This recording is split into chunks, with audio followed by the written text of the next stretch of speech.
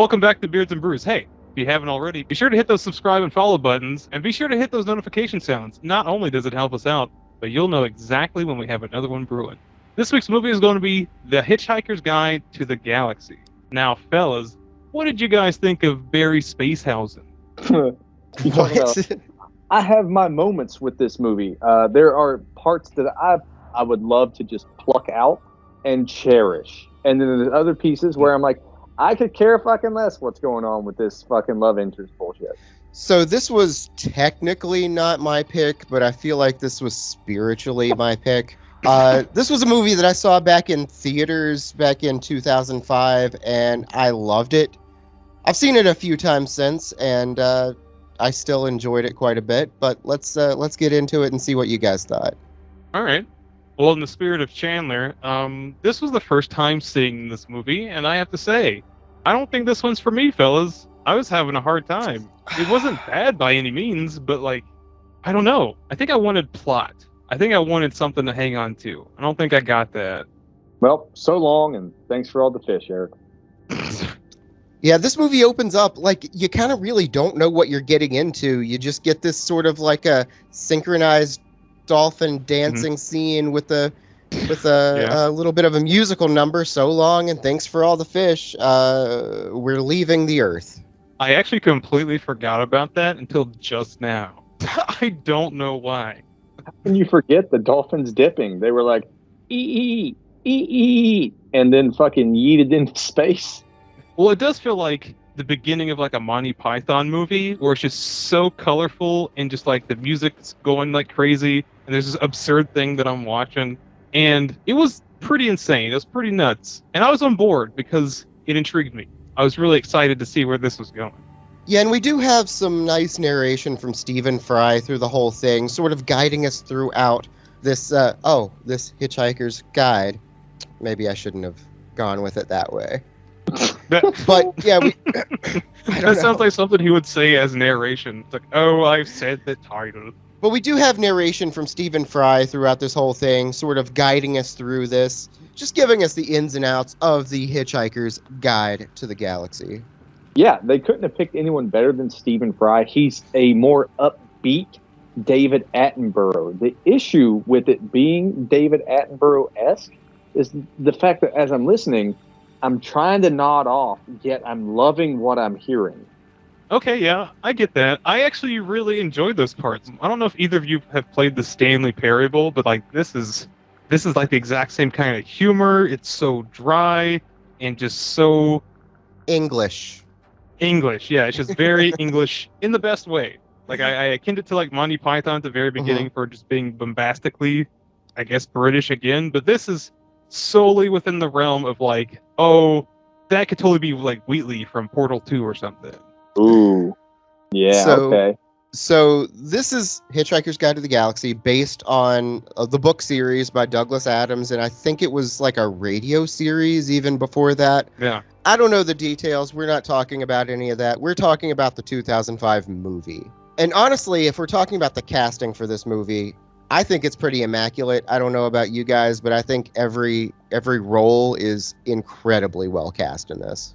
Now, we're going to have some disagreements as we talk about this movie, but I was getting elated because like I knew the surface level casting of this movie, but the missus and I were watching, we're seeing these heavy hitters just start to scroll on the screen. I'm like, whoa, how did I fucking miss this picture? It has like everybody, just everybody. It really does. It's got Hans Bott. You got Sammy Rockwell's from Up on the Moon. You got Bilbo Baggins.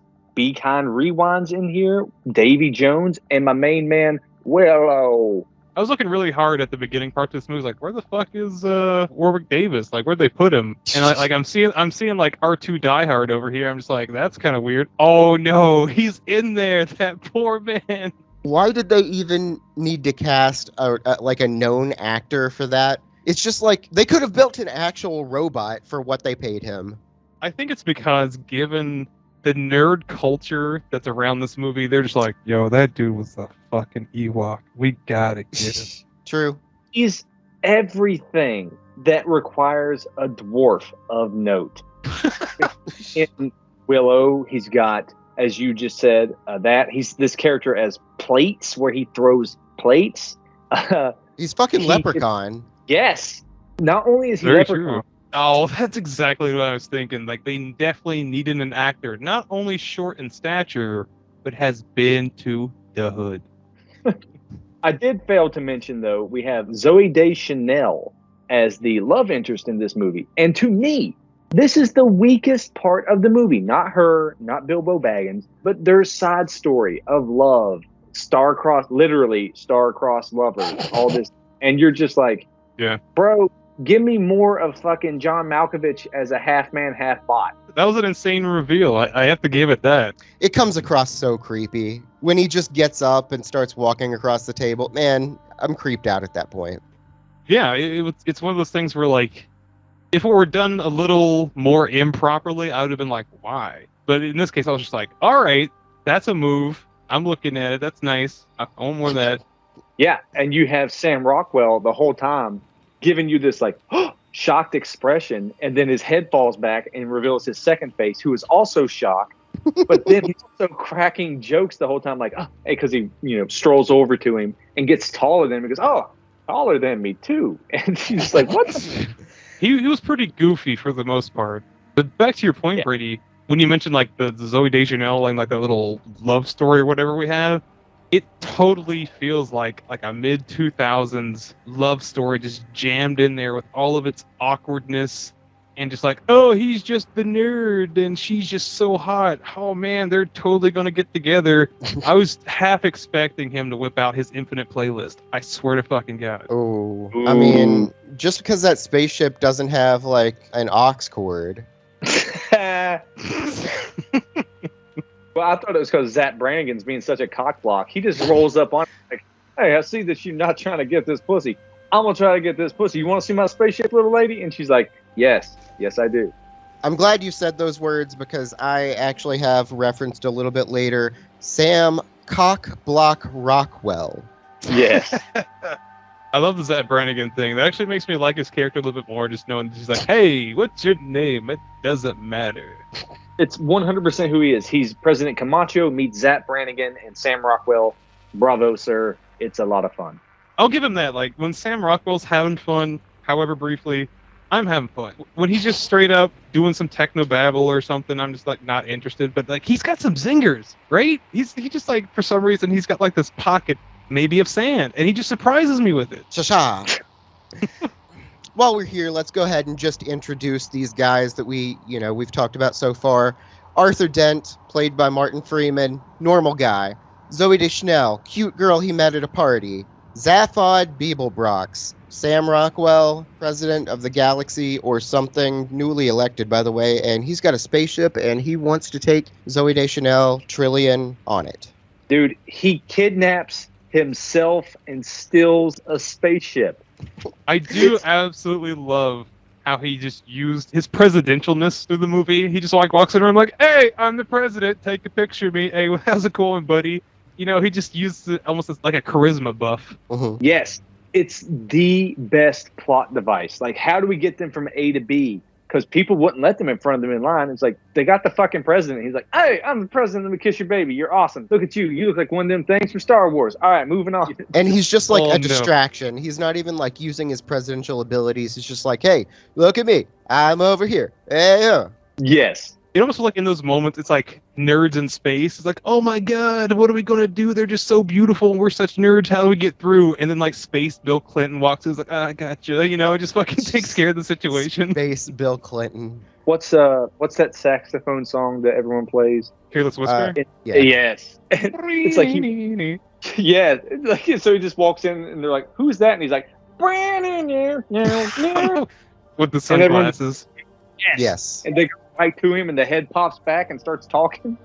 Yeah, but we've got one more main character too, I guess. Ford Perfect, played by Mos Def, a.k.a. Yasin Bey, a.k.a. whatever else.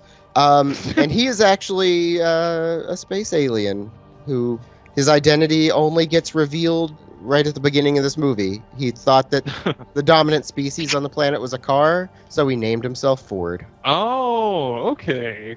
I did get a laugh because, like, okay, you got Hobbit. He's just like regular dude, kind of stupid, really. he burned his toast, he fucks up his breakfast. I'm like, this dude's worthless. All right, what's next? But like his best friend that he made, I guess, not too long ago, he does turn out to be an alien and stuff, but for some reason, I was on board. Like, it's so quick. It's incredibly quick how these two operate. And Ford knows that, like, the planet's about to be annihilated. Spoilers. Man, it's a flash of brilliance, and it pisses me off, to be honest. This whole urgency that's developed by this man. He's just like, the world's going to end, do whatever you want.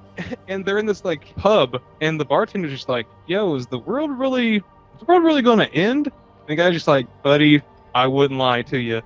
In the most sincere way, he's just like, would it help if we laid on the floor and put bags over our head? And he's just like, no, but you might not be wrong. Will it help? Not at all. Then the flash forward 2 minutes later, like everybody in the pub just on the ground, bags on their head. Yeah. Fucking beautiful. I had to admit, I was laughing the whole time the earth was exploding. Yeah, he shows up to this whole party because I guess the town is going to like bulldoze through Arthur's house. At the same time, the galaxy is going to bulldoze through Arthur's planet, the Earth. So coincidences. In the meantime, Ford is trying to get a way off of this planet, as soon as he can. Just, don't want to die or anything, Yeah, and what do you do before you evacuate a planet? You run down to the Winchester. Yeah, you gotta go down to Winchester and have fun. Well, luckily we've got Phil coming up here in a little bit. Hey. He's a lot less squiggly than I'm used to seeing him, to be honest. A lot less squiggly. Yeah, I used to see him just like, I don't know, in a group of fellas, and they're all just like, ho-hum, ocean and whatnot. All right, so this is when the movie actually gets started. The world's about to be exploded. Ford sticks up his thumb, throws out his towel, does something with it. I don't know what towels are actually for, but they hitch a ride on this Vogon destroyer. All right, they're off the planet just before it gets boomed up. Just before it gets boomed up. Yep. I'm gonna give this movie all the credit I can because this whole scene is fantastic. Goodness. The zoom from the ground on Earth into space is hilarious. It just keeps going. It's so well presented. It's one of those jokes where it's like, it's funny, and it goes too long, then it's not funny, and then it's funny again. Yeah, you pan out and pan out and pan out and pan out to see like these thousands of Vogon destroyer ships just hovering over specific places on the Earth, and then just... There's like this minuscule explosion and this cylindrical, shape made around the Earth. And I would have fucking loved it. It doesn't happen, but I made it happen in my head. When the Earth got exploded, there's a little... It should have went like a little fart noise. Like a... Yeah. Just a little squeak out. Yep, that's about right. But they're hitchhiking, and he sticks out his little thumb, and he's got his fucking Ovaltine decoder ring, and it shoots a little laser. And they fucking get beamed up, and he's like, come on, catch a ride. We get like this whole spiel about towels and peanuts and all this stuff, and you're like, this is never going to be explained. And I love the fact that they never do, but at the very end, the guy's like, chasing him with the towel. They're like, he's got attacked! Well, I think this was originally intended to be a multi-part series, because the books are... Yeah. They're what, like 5 books? Something like that, but that's an incredibly good point, because that was one thing that peeved me as the movie was going on. Not necessarily the movie keeping information from me so it can be explained later. I'll be like, oh, that's why he had that terrible towel. He's a Steelers fan. Like, none of that. But there's also never those moments where the Hobbit man was just like, man, everything I ever knew and loved is evaporated. That's nuts, right? Yeah, he takes everything with great stride. Finding out his best friend is actually an alien. Oh, well, all right, that makes sense. We're on this spaceship. Well, that's kind of a bummer. Okay. This girl that I had a crush on, she's here with this other guy. All right, well, I think that's referenced again later in the movie, that he is unwittingly one of the best candidates to be a hitchhiker, because whenever they're taking Zooey Deschanel to be executed, they're like, always look on the side. If things aren't going your way, know that there's always tomorrow. And if there is no tomorrow, know that it will be over shortly. Yeah. And that's an incredible line. But it just doesn't give it enough time to breathe. Like we're already on some other nonsense. Yeah, we haven't mentioned the dialogue yet, and the dialogue from this comes actually straight from the books pretty much across the board. To me, this dialogue is just phenomenal. Throughout, like, the whole thing, just incredible, very dry, very English dialogue. But you're right in that it kind of comes at you in, like, this rapid fire kind of way to the point where you don't really get a chance to process exactly how funny or how poignant each line is, because there's another one coming up right behind it. Yeah. Yeah, absolutely. Especially with Sam Rockwell, who is by far my favorite part of this whole thing. I said earlier, like, he's got some fucking zingers he throws at you. I'm just like, damn, I was not ready for how fucking witty that was. Like, and then the movie's just like, oh, by the way, next scene, let's just keep it moving. And then, like, in between all, like, the really good dialogue, which it does exist, there's just so much fucking whatever else. It's just, it almost feels like filler. You know, it's almost like they had to just like, oh, this is technobabble because it has to be technobabble. Like, it's explained because space. Like, I don't even know that it's technobabble exactly, because none of this stuff actually exists. This is, like, so far Yeah, ahead. like, this is past technobabble. yeah, I just don't know how else to explain it. Like space babble or Yeah. just Rockwell babble. Yeah. Speaking of babble, we've got a babble fish to explain. It's a fish that you shove into your ear and automatically you can understand. It translates all the languages from all the universe, which is how they begin to understand Vogon when they get inevitably captured by the Vogons whose ship they are hitchhiking on. There's a great little moment there too, because like Ford just like jammed it in the Hobbit's ears, and he's just like, "Yo, dude, what are you fucking putting in my ear? I thought you guys were all about butt stuff." Hey, that's a And fish. he's just like, and then he just like he gets it out. He's like, "No, I don't want that." And Ford's like, "No, it's got to be in there." To me, the best little moment was after the planet gets blown up. He goes, "Oh, sorry about your planet being gone and all." And he gives him that Bronson meeting his dad after the first stint of 7 years in prison hug. Like, oh, yes. Well, he's in that bathrobe the whole movie, so like I feel like it wasn't quite awkward. It's more of just like he kind of looks moist, you know, like he's still just kind of like drying off from a shower. He's just like, Maybe he doesn't want to like rub up against his dangly bits or anything. Exactly. Yeah. Oh, man. So he's like, quick, put this babblefish in your ear and put these underwear on. What does the babblefish do? It lets you translate. Well, what does the underwear do? Well, it covers up your balls. They're just hanging out there. Oh, nobody so wants to like, see that. Plus, we got this Vogon in a gimp suit coming up, so we don't want to give him any ideas. I do love the idea of just like the underpants are for me. You know? Oh, you can make it even worse. Like, he's like, what are the underpants for? And then the underpants are like, just put me on. Oh no, now that I've got this babblefish in my ear, I can understand the language of the underpants. Yes. Shit. And they are That's horny. good, though. Well, speaking of horny, you got these big, fat, gross corporate aliens. They're just like really horny about paperwork and just overall red tape. Yes. Yeah, they basically look like a whole species of like Jim Justice. Dude, yeah, you're good. They're just all just morbidly obese, by the book, but also strikingly Republican. It's odd. I love the look, though. Jim Justice is fucking, you hit the nail on the head there. But they're very mole-esque, and they have either these suits or these just leather get-ups. And they remind me of like something from Oddworld, Abe's Odyssey, and I was all about it. Oh, yeah. In fact, the first time I saw them, they kind of look what I imagine those gold aliens look like under their armor from Fifth Element. Ah, that's what we want to think they look like, but they all look like Milia Jokovic. See, the vibes that I get are more like, you know, the trolls from Ernest Scared Stupid? Yeah. They all kind of have that sort of like sweaty, greasy, like spit in the corner of my mouth kind of thing. What was the name of that like fat, ugly woman from Dark Crystal? The one that's, you know what I'm trying to get towards. Yeah, she's got the hair, and she's like, come here, man. Yeah, it's like that, but space BDSM. Yeah, all right. Unless the S is space. Oh. Anyway, so those are the Vogons, and one more thing you need to know about them. They write the second worst poetry in the universe, to the point that it's actually torturous to hear them read poetry. It will actually damage your brain. The Yeah. worst poetry in the world was written by a lady in Sussex, but thankfully all of that has been destroyed when the Earth was. It's just so British. Yeah.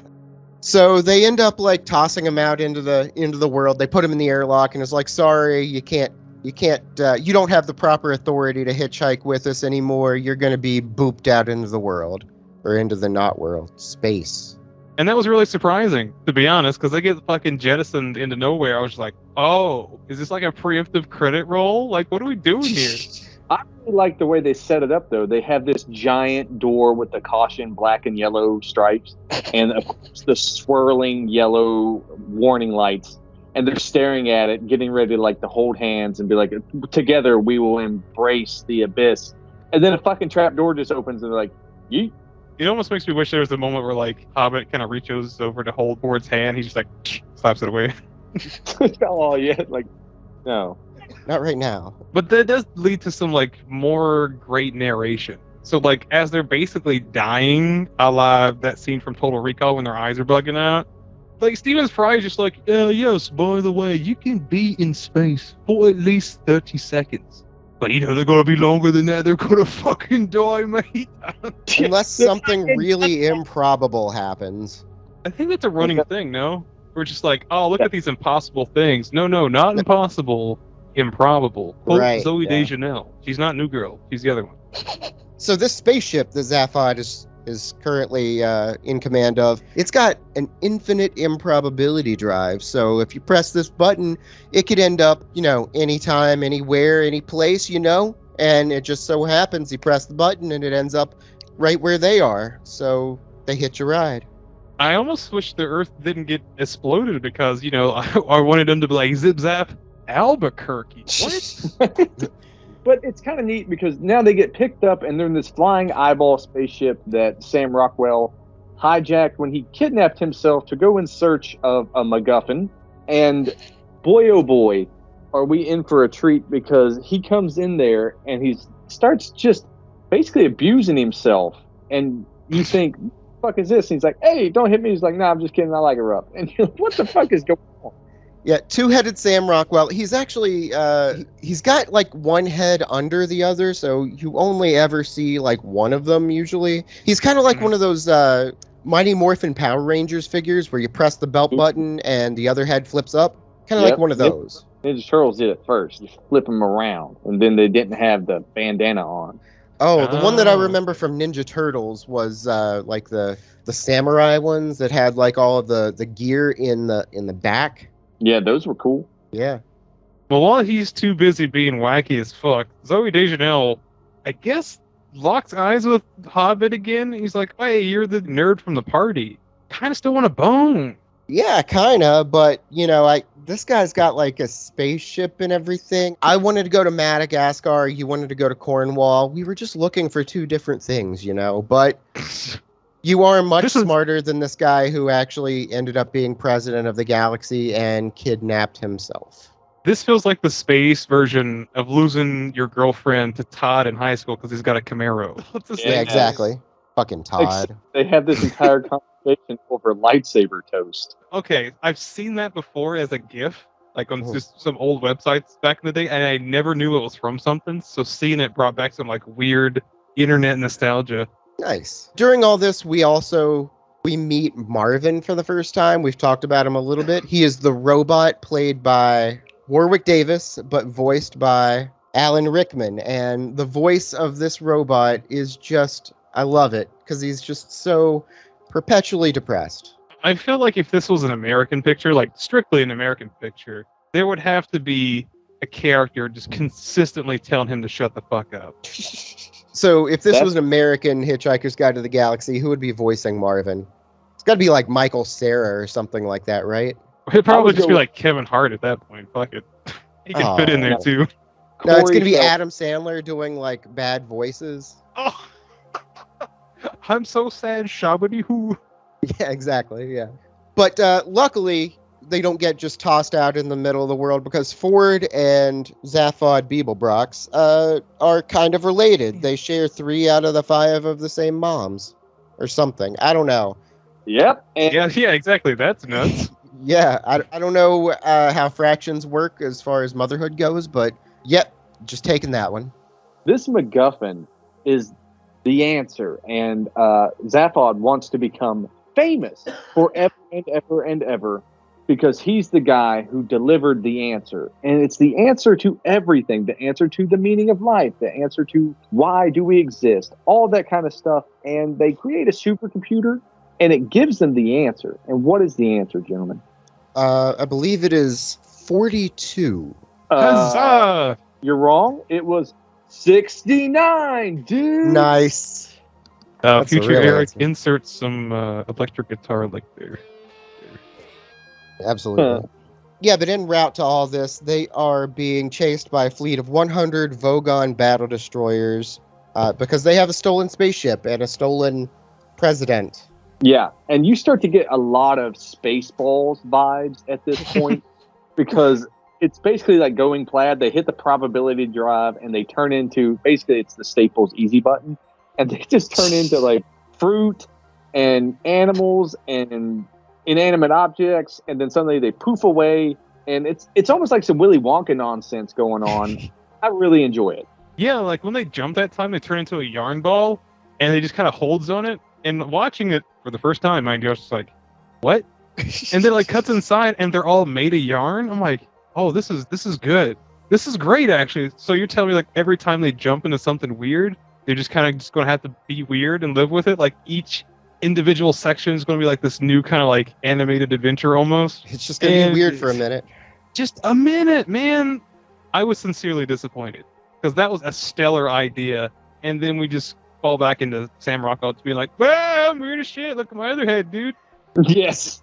See, there are a lot of like cool like visual things like that, but as you guys know, I'm a dialogue guy. And one of my favorite parts from this section is when they first realize they're being chased, they got to go into hyperspace. And the Vogons are like, "Did they have proper hyperspace authorization?" "No." "Will someone give me the form to request authorization for pursuit of a fugitive into hyperspace?" So they wind up on this fucking space rave planet, and you get like all these little references to different things, but it's kind of hard to. There's clearly all sorts of sci-fi references. As soon as you start looking around, you're like, I get it. But it's obscured by the fact that it's like a smog city. Thank you for that. What I've got here today, another one from Smog City Brewing out of Torrance, California. This is their Sabre-Toothed Squirrel. This is a 7.0% hoppy amber ale is what they call it. Everybody have fun, hoppy. Boom, boom, say happy. So this beer is super clean, super well balanced. It's got a nice like malty backbone to it. There's a little bit of sweetness there, but it finishes with like this green, crisp, hoppy brightness to it. I don't know how else to say it, but super well balanced, super clean. This is honestly, I can't really find any faults in this beer. This is just one of those beers. It's not going to like knock your socks off or anything, but it's practically perfect. Well, speaking of my socks still being on, we do arrive on this planet full of like just wacky characters, sci-fi references. And I'll tell you, I never exactly got the name of this planet. It just sounds like someone coughing or sneezing every time. It's like Agarfula, Hakagula. So I have something different written down every time. It's ran by a religious zealot who is none other than our good friend Cyrus the Virus. So can we talk about how much I'm growing to love John Malkovich? I never really thought about him before, let's say a year or two ago, but doing this cast really makes me appreciate John Malkovich. He's, man, what a legend. Yeah, he's always been stellar. Like, there are movies where he totally phones it in, and there might be one or two movies where his Russian accent is fucking atrocious. But in movies where I guess the director knows how to use him for levity are my favorite. Like Con Air was a lot of fun. If you haven't seen Red with Bruce Willis, he's great in that too, just because he shouldn't be in that movie, but he works. In this bit, like when he plays like that counselor or that zealot rather, I don't get the impression that he himself elevates the character because he's not in this movie very long at all. Mhm. What he does is he pulls off a flawless interpretation of what I can only imagine a cult dedicated to Richard Simmons would look like. Oh no, I wrote down the bitches back era Elton John. No, I get it for sure. That's Rocket Man through and through. He's even got like the wacky colored outfit and the huge glasses. Yeah. He's just missing that little gap in his teeth or something. Yeah, but he is basically the priest to the Church of the Sacred Handkerchief. So this is a little weird. So they pray and then they finish prayer with "Achoo," and then the priest replies with "Bless you." It seems very Futurama or something like that. It's fucking goofy. But this is the guy that Zaphod beat in the presidential election. And I guess it was a surprise that he beat him because people thought that they were voting for, like, I don't know, worst dressed person in the universe. I don't know. Dude does not like Zaphod, and he's basically like, hey, I'm going to keep you all here unless you go get this gun for me, and I'm still going to keep one of your heads, so you're only going to have half your brain. Okay. This was a phenomenal bit for me. The whole time they show you as Sam Rockwell's character can like flip his head back to reveal basically like a Pez dispenser head with another head inside of it. And they cut that second throat head out, and it's very Mars Attacks. They put it on top of something else that it doesn't belong on. That something is a dashboard hula dancer, and it's awesome. That whole thing was actually super striking. Like after they cut out his thrusty, it was just such a sharp image. And like not only that, but like a few moments before we get like the real version of John Malkovich's character, which is like half man, half tiny little robot legs just creeping across a table or whatever. You kind of have to deal with that image, and you go, man, that's fucking weird. And I don't know if you guys ever watched the X-Men cartoon or read the Marvel comic X-Men growing up, but it reminded me of Mojo. And he was like this fat little blob guy with all these mechanical legs. And I immediately went there with my childhood nostalgia. This was actually one of the most impressive bits of sci-fi because like a lot of movies like this have issues with like having these great visuals, but not a whole lot of foundation to hold them up. This is actually really cool. Like, I almost want to know more about this guy. Like, he takes off his glasses. Turns out those glasses are his eyes. What the fuck? You want to know more about him? Well, I've got news for you. There's a restaurant at the end of the universe that might have some information on that. Oh, man. What's going to happen? I'm going to order a special. Some shit's going to tear out of my stomach. Oh, hello, my honey. Hello, my baby. Hello, my Check, rock. please. But this robot man gives him a fetch quest to go get a gun that when shot, you then see things from the point of view of the person who shot you.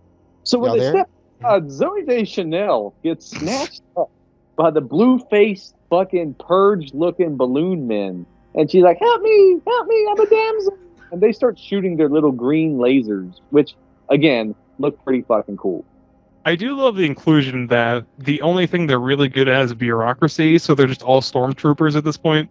Yes. Oh, yeah. So before we get too far into this, there's one little thing that we haven't talked about, and that's the rats. At the very beginning... You mean mice? Mice? Is it mice or rats? Mice. I'd hate to get rodent canceled, so... At the very beginning, we talk about how, like, humans always thought they were the most intelligent creatures on Earth, but in reality, they were the third most intelligent, behind dolphins, who were number 2. And now we're finding out that mice are actually number 1. We find that out a little bit later, but let's go ahead and tell you that right now. Mice are the most intelligent creatures on Earth. And they pop up here and there. Yeah, and it's this really quiet subplot going on in the movie. And you're just like, how come this is popping up or whatever? Spoiler. Whenever they finally give the big reveal, you go, ah. He just hands up. Eh. Like, ah. Are you doing like the Jerry Seinfeld? Yeah. Ah. Yeah. What's the deal with all these mices? You see him here or there. One time they're like scurrying out of his like little backpack. One time they're like pressing the infinite improbability drive, getting him to go, oh, we're finally to Agrathea or Magrathea or whatever the planet's called. Oh shit, we forgot about Trisha getting kidnapped. She get yoinked pretty hard, and it is kind of funny that this whole prison system or whatever they got her stuck in just looks extremely violent. And the president and whatever just like, hey, we should go get her, I guess. I don't know, Bone Zone maybe? Let's just hop on and do some paperwork. Yeah, so I guess the mice had cut the ability to drive in the main spaceship, so they got to jump down into like the spare pods or whatever. I did get a little giggle out of that because, you know, very sci-fi, like every little ship that they show you, a lot of greebling on the side, classic if you want to. But the pod they jump in is just like this hot rod red fucking McDonald's toy, for lack of a better term. And they can't drive the shit. And they're just like, what do we do? I'm just being British as fuck. Let's find out. Oh no! They then filmed 6 to 10 takes of them driving around the same corner and flipping the car. Oh, the Reliant Robin. There we go. Dude, that shit's classic. So this is when they get down to planet Vogue Sphere, the Vogon planet. And Zaphod thinks it's Magrathea because he is dumb. Dumber than usual right now because he's only got half a brain. So he is the only one that avoids getting slapped by these, like, fly swatter creatures, whatever they are. Yeah, they will slap you for having an idea or a individual thought. So basically, if you're not just go with the program, you get whacked. And they all just kind of have a moment where they stand there and it's like, quick, don't think of anything. Hard beat. I'm sorry, it just slipped in there. Stay Puft Marshmallow Man. They run and make it to this office building, whatever it is. I love this line, actually. I don't know if you guys remember this. It's just like a little throwaway line. He's like, Marvin, give me a hand. So he takes the arm of this robot, busts into this office building. Where is she?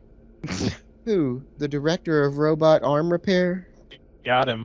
To be honest, like, Martin Freeman's character in this movie, to me, is completely forgettable. But now he's carrying something, so he's slightly more interesting now. He just has a prop. Mm-hmm. And once he gets inside of this building, I had immediate vibes from the waiting room for the recently departed from Beetlejuice. Oh, yeah. Oh, yeah. For sure. Like, instead of having a, like, ticket thing with an absurd long number, it's just like a line of people at the space DMV. Yeah, This is very much space DMV. This is a prison, but it's basically just one long line of bureaucracy. It's like idiocracy. He's like, I got in the line, go into prison, but I'm supposed to be getting out of prison? Dummy. This is another instance where, like, the president's charisma is, like, just full force. He's like, look, everybody, I'm the president. You want my autograph? Let me get in front of you in line. And it was like, oh, sweet, man. I just look like a fucking gross Yeti, but yeah, just get in front of me. What's up there, albino Sasquatch? All right, so we're here to get out... All right, so we're here to get out this Trisha Takanawa lady. That's not her name. Shit. That's the spirit. We're here to get out this Trisha lady. She's here for kidnapping the president. Oh, well, that's not eligible for release, but this is the president right here. Oh, okay. Well, that's not a presidential release form. Those are blue. But the one they had was dark blue. I didn't understand that. No, the one that's just blue. No, it's a different blue. You wouldn't understand. As soon as I saw that thing behind the counter, all I could imagine was our good friend from Cats. Y'all know who I'm talking about. Unfortunately. James Corden? I don't know. Rebel Wilson? Yes, it was just fucking DMV Rebel Wilson monster. Oh, man, those are several words that I don't want to think about again. It's either that or that old broad from Monsters, Inc. is like, always watching Mike Wazowski. It's like that whole fucking secretary vibe. Anyway, so they get the presidential release form. She's free to go. They get out of there. All right, on to Magrathea or wherever they're going, right? Well, see, that's the thing. Like, there's this crazy situation that's just immediately resolved. It's almost like the situation didn't even need to be there to begin with. Well, you just have to fill out the right forms, you know? You can get anything solved with the right presidential release forms. Bureaucracy! I'm going to veto that execution. Dang, dude. And they get like an hour head start because before the bog monster fucking balloon dudes could even chase them, they're like, lunch break. I think I'll have soup. And of course, they arrive at the MacGuffin planet just in time for, once again, the Vogue people to show up and shoot nukes at them.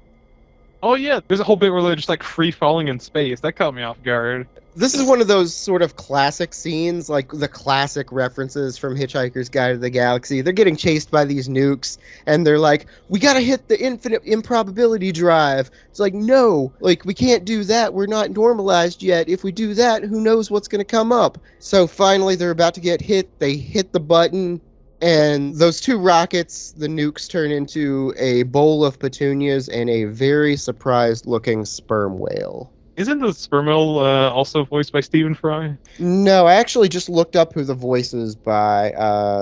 It's not someone whose name I recognize. Bill Bailey.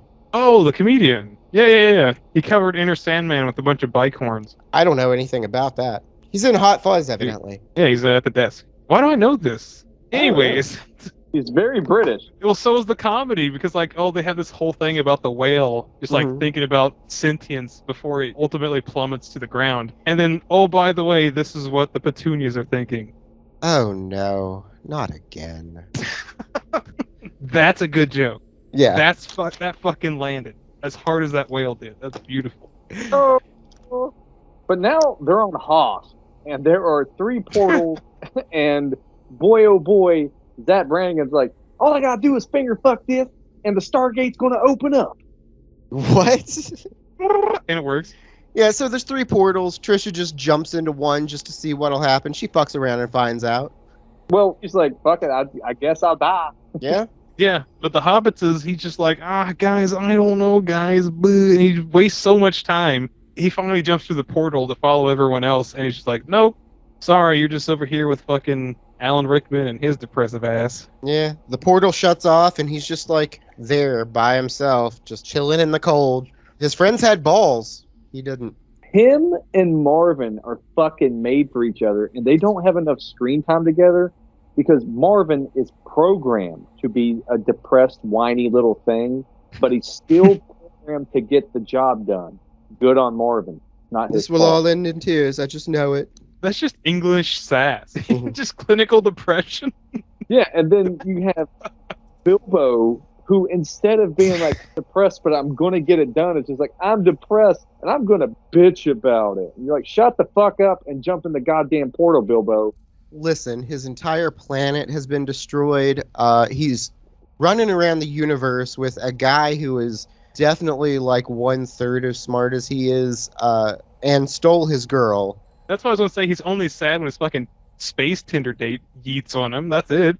Like, he was totally cool with all the bullshit, like, just flying at him through this whole movie, but when Chico's gone, he was stuck with fucking Snape over there. He's like, fuck. I done fucked it up, didn't I? But luckily, Phil is coming back to set some things right. Bill Nye, that guy. Bill Nye, the British guy. Yep. He shows up in a robe and is just like, everything's all right. I'm not going to tell you who I am, but your friends are safe, and let me show you something. There's something wonky here, because, like, he runs up, unannounced, unintroduced, everything. He's like, hey, I'm Davy Jones. You want to see my locker? And the guy's just like, fuck it, yeah. I guess, yeah, what else am I going to do? It's cold here. Yeah, as soon as I saw him, like, is that a bad guy? Like, he just like, oh, there's a fucking lonely dude. I'm just gonna, I don't know, stick some in his butt. Yeah, so did you know that we build planets? Yeah, you know. Oh, and men, best laid blade? No, I don't think men had anything to do with it. Comedy! I don't know. Every time Davy Jones was just talking, I would just check the fuck out. Oh, yeah. Dude, the fact that he delivers that line and then gives the Simpsons dog shady eyes. I went, yeah. That's why I thought he was a bad guy, because, like, well, this guy's coming out of nowhere. He has an incredibly convenient route for this guy, and I'm just like, when's this gonna, turn sour? We only have 15 minutes left. No, like that kind of like dry, understated, just line tossed out in the middle of nowhere. That's my favorite kind of dialogue. The kind of stuff that is just like completely able to be just ignored. But if you go back and you're like, all right, all right, yeah. Well, it must be a British sensibility to have someone roll up, look exactly like a person who eats kids, and he's like, "Oh, you want a lollipop?" And he hands it over, and that's it. End of transaction. Nothing more Yeah. to it. It is what it is. Proceed forward. Yeah, so we Oh. do. We see the whole fucking planet construction, the factory floor. Like, I guess this is just a planet building company. I don't know. Yeah, and I'm really upset that this is so far in the movie. Like, we have like 10 minutes left. And I feel like this is something that should have happened way earlier for some reason. I don't know why they jammed this whole huge reveal almost towards the credits. Like, this is fantastic. This is actually cool. Somebody's in the back, like, wrap it up. Oh, you designed this? Oh no. Well, part of it. I did Norway. I got an award for Norway. Fucking Brits. But but no, there's a line that came right before this when Zaphod is actually talking to Deep Thought. They make it there. You know, this is set away from everything else. Two different groups. Zaphod is talking to Deep Thought. Helen Mirren's character, I guess, she's a computer. Well, hey, have you calculated the ultimate question? Have you got it? Oh no, I've been watching TV. Oh, yeah, she was watching some cartoon that I was just like immediately more invested in for some reason. No, I designed another computer to do that. It was on this planet, but it got destroyed to build a hypergalactic interchange. It's fine. What a space twist. Yes, I have that written down. What a Space twist. And then, like, a flat face. Flat face. But yeah, they get there. MacGuffin isn't to be had. Fuck it. All right, let's get this gun so I can get my head back. And we described it a little bit earlier. It's a point of view gun. Made by disgruntled housewives, tired of their husbands not understanding why they were complaining. I do really like when the movie kind of stops and then we have to have a little journey through the actual guide that the movie's named after. Mhm. I almost feel like they don't use it enough. Yeah, it does pop up here or there, and Stephen Fry, I mentioned it, Stephen Fry does a great job at, like, I almost imagine Stephen Fry as this book, like the embodiment of this book. When I hear his voice, this is all I get. I'm totally on board. He just has that voice where I'm just like, now, read the back of this bag of chips. Monosodium glutamate. And it was at that moment, while you crunched down on the chip, you realized a tiny piece had embedded itself in between two of your molars. The pain was tremendous. Hell yeah. That's level 6. Stony baloney. I'm just pointing to that clump of audio that you just spat out, Brady. I'm just pointing at it. Yes. Well, we have a moment of realization down in the temple where they're zapping each other with the gun, and they turn out to go, you know what, guys? I love you, and I love you, and we all understand each other, right? Secret door opens. What's going on? Wham. Cut to Earth, and suddenly, look, it's your house, Bilbo. And he's like, oh, thanks, Gandalf, the tentacled. And he goes, So happy to be back in the Shire. Yeah. Absolutely. He goes running in, and there's a 10-minute cut of them all jumping on a bed in nightgowns. But Oh. really, they're just sitting at a table, just like stuffing their face. Absolutely, like, obviously high as balls. Anyone? They don't really explicitly mention it, but they're all fucking high. Yeah, they do have the vibe of just like you and your close buddies wandered into the Waffle House at like 3 a.m. Just like, yeah, this sounds incredible. I want them smothered, covered, chunked, and cheesed. It doesn't matter. I want all of it. But everyone's eating, and he sits down, and he goes, hey, guys, did you pass your constitution checks? And they go, nope. He goes, me either. I drank tea. Uh-oh. We're drugged up. And mice come out, and they go, we're fucking Mickey and Minnie Mouse, and we're going to fuck face. Yeah! We're gonna Yeah. fuck face? Yeah. What? They put on bondage gear, and you hear that shit from Pulp Fiction fire up. I mean, I guess Rule 34. Yeah. Oh, no. Is that in like the Hitchhiker's Guide glossary? Where's 34? Oh, no. The Hitchhiker's Guide to Ass, Gas, or Grass. Rip in peace, So- George Carlin. So you're right. The Vogons show up. They finally arrived, and they're all dressed as the Gimp from Pulp Fiction now for whatever reason. I don't know why they use these outfits. I think it's because it's homogenous. Like when you see that whole crowd of people, or the Gorons, or whatever they are, it's easy to replicate. You know, they just have a field of them, CG, just put them there, whatever. Copy paste. I don't know, but I feel like they could have used like a nice Hugo Boss outfit or something. Oh, I get that reference. They clothed the Nazis. But yeah, like I don't know. I don't know why they went with like leather pleather gimp suit. It might even be latex. I don't know. But they look amazing. Well, they're not really amazing shots because they have another like Star Wars sequence again, and Mhm. they're just like, "Oh no, I'm gonna walk it over here and be completely safe." But you know, Yeah. to subvert our expectations, fucking space Alec Rickman's just like, "I wish someone would kill me." Thank you. Yeah, like they go outside, and Alan Rickman or Marvin, the robot, is the only one that unfortunately he gets hit in the head, and he's just like, "Oh no!" So he crawls across the grass to get this point of view gun, and he just happens to shoot it off at this group of Vogons. I guess it works. You know, it's spread. There's a spread shot to it, I guess. He got the power up whenever it flew over his head. He shot it first, and it dropped down, and it was the S. He picked it up just like on Contra, and it was like bloop, and 20 little red balls flew out and got everybody. Yeah, and the feed goes wild. Holy shit! But no, he shoots the whole group with it, and it's just all of a sudden, oh, I feel so depressed. I like how they just lay down and die. Yeah, Like, just Alan Rickman, his entire existence, he's kind of trucked through just being like a little sassy bitch. And the first moment they have of just being sad, they're like, huh, I'm going to fill out the paperwork for suicide. yes, exactly, yeah. But meanwhile, they hid inside the trailer that they thought was a spaceship. And after all the shots, they come out, and we're treated to the fact that the big question, the meaning of life, all this was, is she the one? I told you. He should have just whipped out his Infinite playlist or whatever other Michael Cera movie that I can reference. His dick. I mean, then think about that. Think about that. If that's the fucking question, then in the first 5 minutes of the movie, Sam fucking Rockwell was like, "You want to see my spaceship?" And she's like, "Yeah." So I guess the secret of life is keeping your dick wet. True. Ooh. Shout out to Todd and his Camaro. I'm getting kind of sick of guys named Todd. But yeah, at the end of the day, Earth 2 gets greenlit. Like, might as well fucking finish it.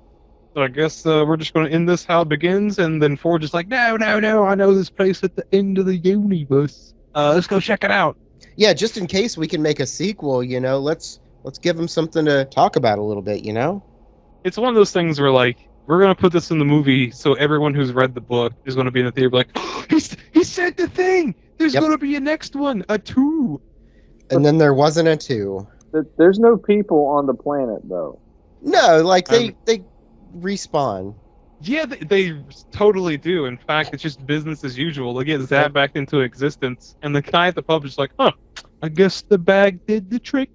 Well, that was fucking weird, isn't it? Isn't it? Yeah, the dolphins come back, everything is good. Except Arthur's like, you know what? I don't really want to be on this planet anymore. Let's go, you know, tramp around the multiverse with my girl Trillian and her sugar daddy, evidently. Yeah. It's almost like they're just going to have to share her now. Like, yeah, they can bang, but, like, he's definitely in charge. Yeah, for sure. Like, how did he think this was going to end up? To be fair, he does only have half a brain right now. He's still... Like, they don't have to bring anything back to John Malkovich. They've got that gun. It's pretty cool. Zaphod has half a brain. And there we have it. Yeah. I don't see any problems with this. So, honestly, I'm not going to lie. I love this movie. I think the casting is great across the board. I even think Martin Freeman is great as being the generic, sort of empty everyman. Otherwise, I think the casting is all great. I think the dialogue, because it was taken from Douglas Adams' great book, it's incredible. I love the visuals. There's hardly anything that I can say negative about this movie. Like, I know you guys didn't have as great a time as I did, but honestly, I've got nothing bad to say. I just adore this movie. Now, I haven't read the book, and this was the first time seeing this movie ever, which is insane, because I feel like I should have gotten to it earlier, but I feel like I'm on the exact opposite of the spectrum. I didn't hate it, but this movie, you know, like a lot of big brain sci-fi movies, totally style over substance. and I was really excited at first, but like in about an hour 40, I was whisked along this intergalactic buffet, course after course of empty calories, seemingly attached together solely with the feeling of just like hurry up and wait. It felt as if like any and all meaningful interactions happen because the movie has the movie or else, which unfortunately comes off less like wit and adventure and more like an unpolished screenplay. Now, I'll watch big, flashy movies that are inherently dull, but what legitimately broke my heart were the flashes of brilliance that would pass by like a shooting star. An amazing line or an idea comes along, then nope, next scene gets plopped on top. This totally feels like a Terry Gilliam movie or an Edgar Wright movie, just without any of the balls or the talent. And in the most British way I can muster, this movie feels like how a non-Oasis fan sees Oasis fans call them the next Beatles, when they in this movie are just smug, hollow, and a bit of a bitch. P.S. Sam Rockwell is the best. Bravo.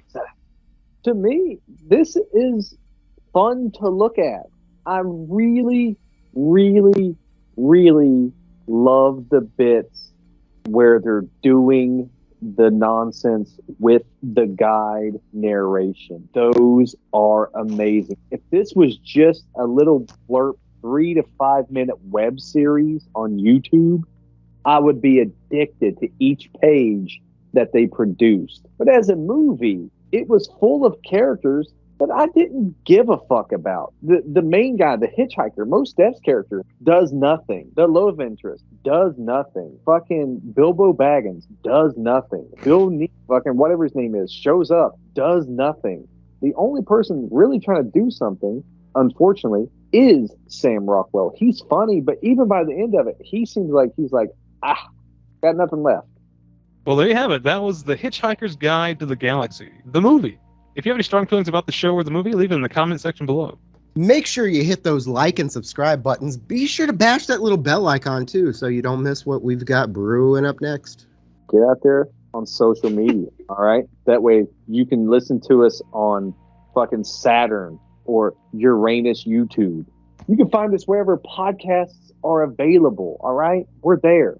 Give us a shot. If you don't, we'll shoot you with a POV gun, and you'll see our insane amount of desperation to get sponsored. Oh man, that shit was real. Uranus. What?